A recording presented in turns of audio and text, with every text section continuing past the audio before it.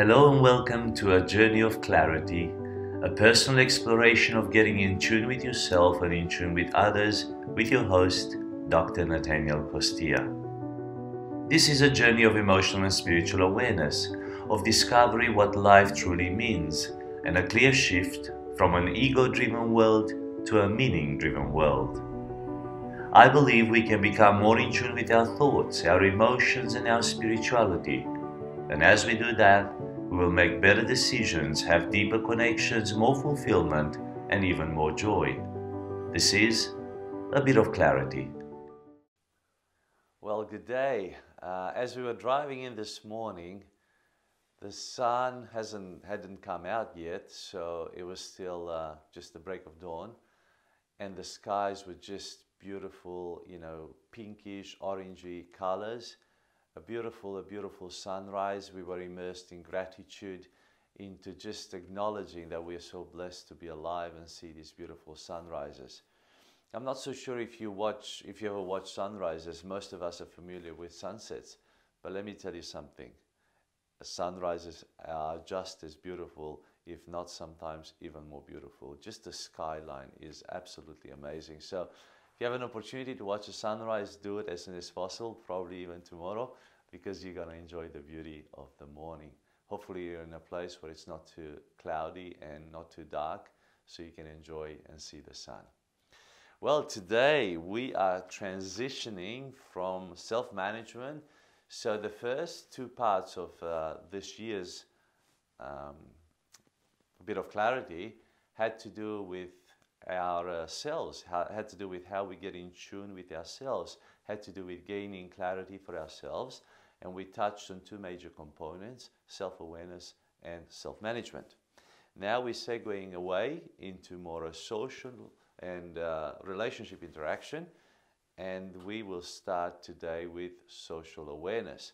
And we will talk about social awareness for the next 13 episodes, so quite a bit to tackle in there as well. Very, very important because we are social beings. We are around people all the time. So it's important for us to be in tune with others, to have the awareness of what's going on with other people, and also later on how to manage these relationships. So welcome back on this journey, and I just want to introduce you to this discovery that we're about to have. You know, when you walk into a room and there's a number of people around the place, and how do you feel? I mean, do you just sort of naturally fit in that crowd, or do you find it a bit difficult? Are you nervous? Do you need to establish rapport with somebody? How do you feel? You also see people that just basically come in, and even if they don't know too much about the social setting, they just seem to have a natural ability to interact with people, to say hi, to smile, to look people in the face, to just introduce themselves, and work the room out without much of an issue. There are people that are more to themselves. They just wait and they observe, and maybe they even sit in a corner. Maybe they're ready to relate to one or two people, but not to everyone in the room. And that's fine as well. What I'm talking about here today is social intelligence, and this is the first topic we're going to tackle in social awareness. Social intelligence, how well do we interact with other people? How well do we know and we observe what's going on around us? So if you haven't until now downloaded our show notes, please know that in the links provided, both with the podcast and with the video show on YouTube, you can see the links there, and you can download the notes. And in the notes, you are able to follow me exactly with this teaching, with this clarity that I bring to you. And you also have an application that you can do at the end, which will help you implement what you're learning in this podcast, in the show. So social intelligence can be defined, I wrote this morning, prepared all these notes for you, as an individual's proficiency at social skills and behaviors.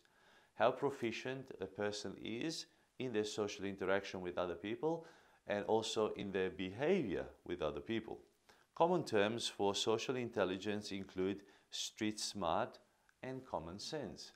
You know, you get people who are very street smart in the sense that they can interact with just about anybody.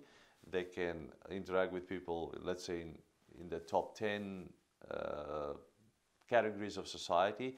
Not that society should be segregated in categories, but basically they can talk to anybody at any level. They are just street smart. They can talk to directors, they can talk to doctors, they can talk to, you know, average people like you and I. They can talk to, you know, even a drug addict or I don't know, you know, somebody that's drunk. They're not afraid of people. They can mingle, they can interact, they're street smart, they can smile to anybody, they can say hi to anybody. These are quite socially intelligent people. The correlation between social intelligence and emotional intelligence is in the ability to read others' emotions and feel empathy for other people. So a person who has a high social intelligence, they are very in tune with themselves, they know their own emotions, and because they understand their own emotions, they can also understand other people's emotions because they know themselves really well. So the more you get to know yourself, the more you will have the ability to know other people, interact with other people, and get to see where those people are at. So you get to understand those people. To be a social butterfly in the sense, where you interact with everybody quite easily, you can just fly from one person to the other and interact with them, you must have emotional intelligence. The opposite of social intelligence is, you know, being a social cactus, basically, where nobody wants to touch you, nobody wants to talk to you, nobody wants to engage with you, no one wants to get to know you, where you just maybe too abrupt or too, you know, you just don't, everyone, you reject people, you don't converse with people, you pretty much refuse people, and that can happen at times, but that shouldn't be our state of being.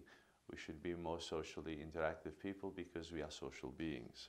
How can you develop social intelligence? Well, I've listed here 5 important steps or 5 important aspects that will help you develop your social intelligence. Number 1, pay close attention to what and who is around you.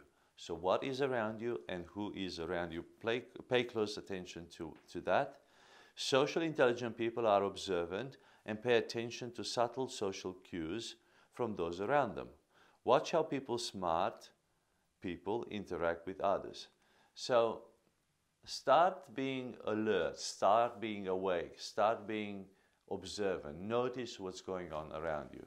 Notice what other people do. Notice how other people interact with one another. Notice how those street smart people or people smart people interact with other people. How do they approach other people? How do they smile? How do they listen? What gestures do they have? What's their eye contact? What do they say? Do they say something or do they ask questions? Do they wait for a pause or do they just barge in and interrupt? When they interact with others, is the conversation about themselves or about the topic those other people are talking about? Or are they focusing more on the other person rather than on themselves? So pay attention to what is going on. Look at, you know, what they're doing. Look at the surrounding. Look at what is going on around you. Understand the atmosphere, the culture that you're in that setting. Because it could be, you know, it could be a happy culture in the sense of celebration, in the sense of, I don't know, maybe a baby is born and everybody is rejoicing and they're having a good time, or maybe they're having a meal together and that's wonderful. But then again, it could be a sad setting, it could be, I don't know, a grieving or a shock or a pain or some sort of other setting where people are suffering or people are talking about other things. So just get to understand what's going on, get to understand, to work out the room, get to understand what's going on with people, their feelings, their emotions, what's going on, the discussion, the topic, the subject of the matter. So pay close attention to what is going on around you and who are the people around you and what what are their interests, what are they talking about, what is the subject of the day. Number 2, work on increasing your personal emotional intelligence. Work on increasing your EQ. Although similar to social intelligence, EQ is more about how you control your own emotions and how you empathize with others. So very similar to social intelligence, EQ has a massive, massive role, because the way you know yourself, the way you know your emotions, the way you know how you manage your own emotions, the way you empathize with others from your identity, from who you are, will determine how well you will interact with other people. It requires recognizing when you're experiencing an emotion, which will help you recognize that emotion in others and regulating them appropriately. So if you can recognize your own emotions and what's going on in yourself, then you will much easier have the ability to recognize that same emotion into other persons. So when you are interacting with other people, because you have gone through those emotions, because you've had the awareness of what's going on and the management of what's going on within yourself, now you can easily relate, first of all, recognize their emotion, and then relate to that emotion because you've already experienced it. You've had the awareness of what it means to go through that emotion. So improve your EQ skills to have better social intelligence skills. So the stronger you are, the more in tune you are with yourself, the more in tune you become with other people. It doesn't work the other way around. You have to know yourself first before you can know other people. It requires recognizing when you're experiencing an emotion, as I said, and regulating that emotion appropriately in yourself before you can understand other people and maybe help them regulate that emotion as well. An emotionally intelligent person can recognize and control negative feelings such as frustration or anger when in a social setting. So the more higher your emotional intelligence is, the more you are able to control and regulate your emotions in a social setting. You know, not just jumping for joy at just about anything or everything that's going on, when the setting is probably more of a subtle setting or a sober setting, or not being too angry or too frustrated or too upset or fidgeting and disrupting the atmosphere in that social setting. So when you're able to control your own emotions, when you're able to regulate what's going on within you, you are becoming a most social intelligent person, because you are able to interact with other people. You are not controlled by your own feelings, by your own emotions, but you can manage these in a social setting. So there are no outbursts, there are no, you know, I don't know, out of the sudden you just start swearing or screaming, and this can happen. And this unsettles everybody in the room or in the social setting. So knowing how to control those feelings, those strong urges that may come your way, is very important for social intelligence. Number 3, respect cultural differences. More than that, seek out cultural differences so you can understand them. So if you are going in a different, let's say, multi-ethnic or a different ethnicity or different culture, in a setting that is not a setting that you're used to, rather than just judging them or categorizing them, why don't you seek to understand them? Why don't you look around, observe, don't pass judgment, and just wait before you make a conclusion, and have a genuine interest into getting to know these people, getting to understand this social circle, and just play along for a little while until you can make a better decision for yourself. Although most people learn people skills from their family, friends and communities surrounding them, a socially intelligent person understands that others might have different responses or customs based upon their upbringing. So the way we respond to things around us is the way we were brought up. You know, in our early years, the way our parents brought up, the way our street, the way our school has influenced us, our friends have influenced us. So that's the way we interact with other people, the way we were brought up in a sense. But what we're saying here, you got to understand that other people have a different background.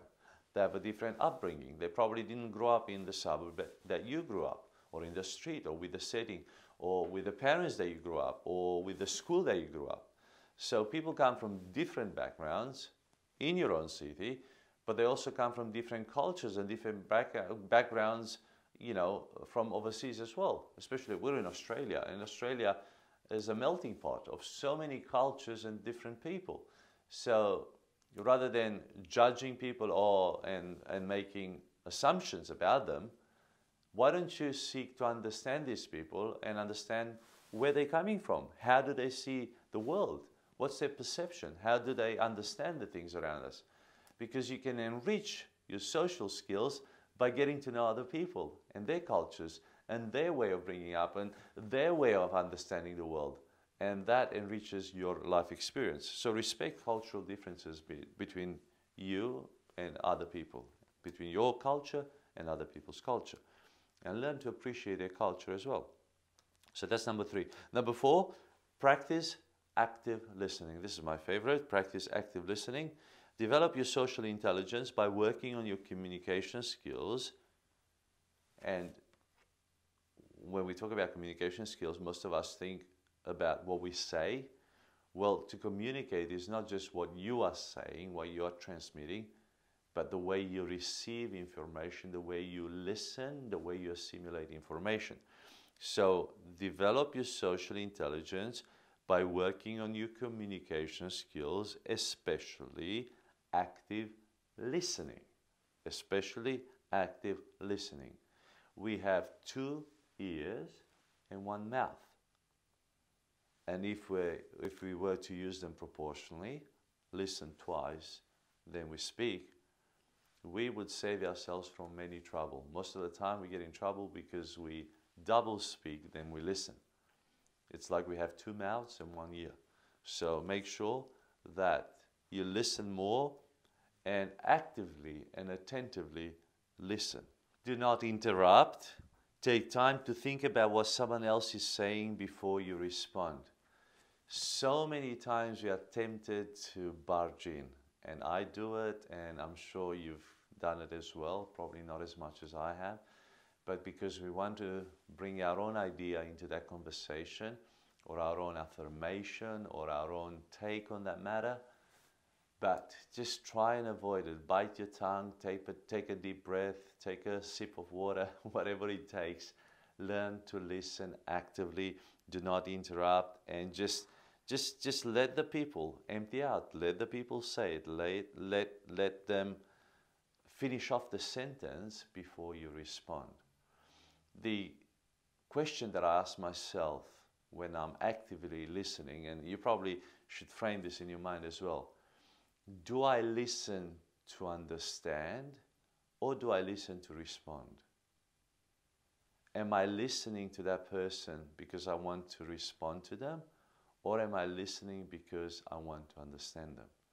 We should listen to understand, not listen to respond. Because if we listen to respond, we're already framing the respond in our mind. We're not actually listening to that person. We are listening to, we are thinking about what we will say to that person in response to that subject.